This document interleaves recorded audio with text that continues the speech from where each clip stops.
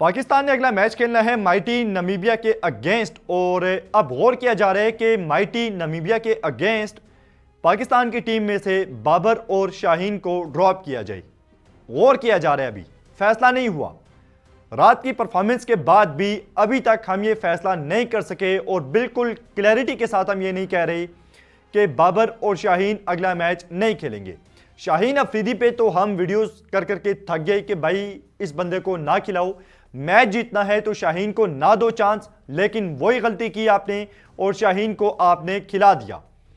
जो बंदा बीबीएल में फिट नहीं था, अगलों ने भेज दिया कि भाई इसे आप ले जाओ और ये फिट नहीं है मुकम्मल तौर पे, उसे हमने वर्ल्ड कप के स्क्वाड में डाला और बैक टू बैक 3 मैचेस हमने उसे खिला दिए, जो बंदा मुकम्मल फिट ही नहीं था।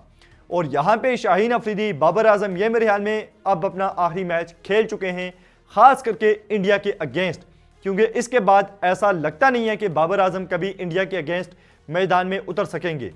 और यहाँ पे ये मैच इन्हें सारी ज़िंदगी याद रहेगा, क्योंकि जो गंद आपने कल किया है, जो कालक आपने अपने मुंह पे मली है और फैंस को जिस तरह से आपने मायूस किया है, यहाँ पे फैंस इतनी ज़्यादा उम्मीदें लगा के बैठते हैं।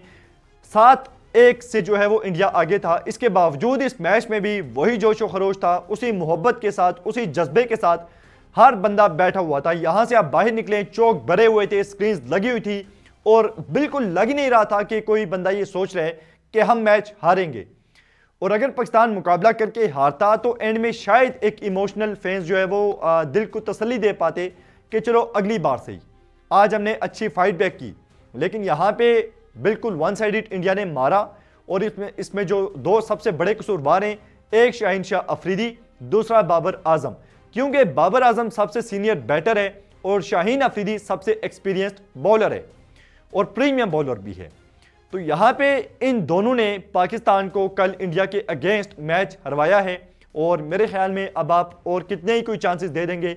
यहाँ पे फैंस पैसा भी खर्च करते हैं, उम्मीदें भी लगाते हैं, वक्त भी ज़ाया करते हैं और फिर सबसे जो बड़ी चीज़ है वो जलील भी होते हैं और लड़ते भी रहते हैं। सोशल मीडिया पे आप चले जाएं तो पूरा दिन जो है वो लड़ाई लगी रहती है और यहाँ पे पाकिस्तानी फैंस के पास क्रिकेट से रिलेटेड कुछ भी नहीं होता। पाकिस्तान के जो फैंस जवाब दे रहे होते हैं, रिप्लाई कर रहे होते हैं, वो क्रिकेट से हट के होते हैं, क्योंकि हमारे पास क्रिकेट में ऐसा कुछ भी नहीं है कि हम इंडिया को जवाब दे सकें। तो अब आ जाते हैं इन दोनों पे जो गौर किया जा रहा है। गौर क्यों किया जा रहा है, फैसला क्यों नहीं लिया जा रहा? फैसला हो जाना चाहिए था अभी तक कि ये दोनों आगे नहीं खेलेंगे। 21 का वर्ल्ड कप, 22 का वर्ल्ड कप, 24 का वर्ल्ड कप, 26 का वर्ल्ड कप, ये सारे वर्ल्ड कप ये खेल चुके हैं, बीच में T20 के कितने ही एशिया कप भी। लेकिन यहां पे बाबर का रिकॉर्ड खाली आप देख लें वर्सेस इंडिया, 100 से नीचे का बाबर का स्ट्राइक रेट है। पिछले कोई 8-10 मैचेस जो इंडिया के अगेंस्ट बाबर खेला है, 100 से नीचे का स्ट्राइक रेट। और अब जो है वो आप कह रहे हैं कि गौर करेंगे और ये करेंगे वो करेंगे। साफ तौर पे इन्हें बता देना चाहिए कि भाई आप खेल चुके हैं और यहाँ पे अगर आप अनाउंस करना चाहते हैं कि ये वर्ल्ड कप आपका लास्ट है तो अनाउंस कर दें, वरना इसके बाद आपको T20 के स्क्वाड में हम शामिल नहीं करेंगे।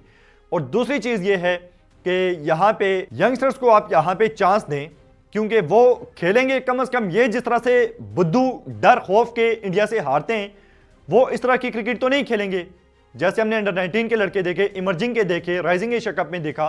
कम से कम इंडिया का मुकाबला तो करते हैं, डरते तो नहीं है जैसे इंडिया पता नहीं कोई बहुत बड़ी बला आ गई है सामने और फियरलेस क्रिकेट खेलेंगे। जो यंगस्टर आएंगे और हार भी जाते हैं तो मसला नहीं है, क्योंकि वो 1-2 साल में शायद कुछ सीख जाएं, लेकिन ये 12-12 साल हो गए इन्हें खेलते हुए, ये कुछ नहीं सीख सके। और बाकी इसके अलावा यहाँ पे बाबर को ड्रॉप करके अगले मैच में फहर को चांस दें, क्योंकि कम से कम फहर एक गैरतमंद खिलाड़ी है। उससे अगर डिलीवर हो भी गया ये वर्ल्ड कप, फहर खुल के देखें आप अपनी रिटायरमेंट अनाउंस करेगा। उसमें इतने गट्स हैं कि जब वो समझता है कि उसकी क्रिकेट खत्म हो चुकी है तो गैरतमंद इंसान की तरह वो आके अपनी रिटायरमेंट अनाउंस करेगा खुले दिल के साथ। बाकी जहां तक बात है शाहीन अफरीदी की, तो इसके लिए आपके पास रिप्लेसमेंट है। नसीम शाह जो मेहनत करके आ रहे हैं, इसके अलावा सलमान मिर्जा जो मुसलसल परफॉर्म कर रहे हैं, लेकिन सिर्फ आपने पर्ची की वजह से शाहीन को खिला दिया। और अब मेरे ख्याल में ये बेहतरीन टाइम है कि आप इन दोनों को रिप्लेस करें और जो प्लेयर्स हैं और जो परफॉर्मर्स हैं उन्हें चांस दें। और वर्ल्ड कप में ठीक है अब इंडिया से हार गए हैं, अब अगला मैच है नमीबिया के अगेंस्ट, जो कि डू एंड डाई मैच है। पाकिस्तान अगर नमीबिया से हार जाता है तो बाहर हो जाएगा भाई, और गलती की कोई गुंजाइश नहीं है। और पाकिस्तान, हमें देख लें कि इस बात का भी डर है कि कहीं हम नमीबिया से ही ना हार जाएं।